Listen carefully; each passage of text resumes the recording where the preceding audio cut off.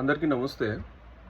బండి సంజయ్ కొడుకుది ఏదైతే వివాదం నడుస్తుందో, పోక్సో చట్టం ప్రకారం ఏదైతే కేసు వేశారో, చాలా న్యూస్ వస్తున్నాయి. అంటే చాలామంది బీఆర్ఎస్ నాయకులు, వ్యతిరేకంగా ఉండేవాళ్ళు అందరూ కూడా చాలామంది రకరకాలుగా వాళ్ళ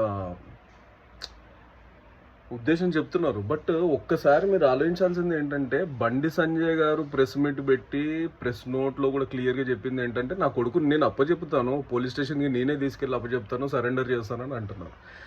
ఈ లోపల మీరందరికీ ఇంత తుత్తరెందుకు, ఇంత తీటెందుకు రా నాయన, నాకు అర్థం కావట్లేదు. జర ఆగండిరా. అదొక ఫ్యామిలీకి సంబంధించిన చాలా సెన్సిటివ్ మ్యాటర్. భగీరథ్ ఒకవేళ తప్పు చేశాడు అని ఒకవేళ 100% నిర్ధారణ అయితే, బండి సంజయ్ గారు 100% దాంట్లో ఎటువంటి డౌట్ లేకుండా దానికి సహకరిస్తారు. అరే, చట్టం వాళ్ళ పని చేస్తున్నప్పుడు కూడా మీకు ఎందుకు ఇంత తీట? వాళ్ళకి మోడీ వస్తుండు కాబట్టి తేల్చాలి ఈరోజు.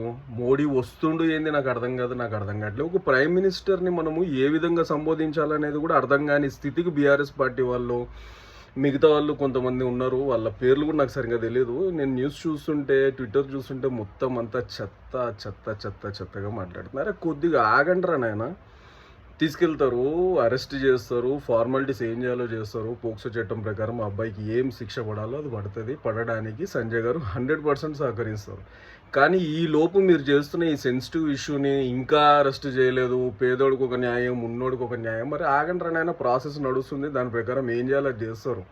ఈ లోపు మీరు కొద్దిగా దారం కట్టుకొని చేతులకు కానీ ఇంకేడికన్నా జాగ్రత్తగా ఉండండి కొద్దిగా.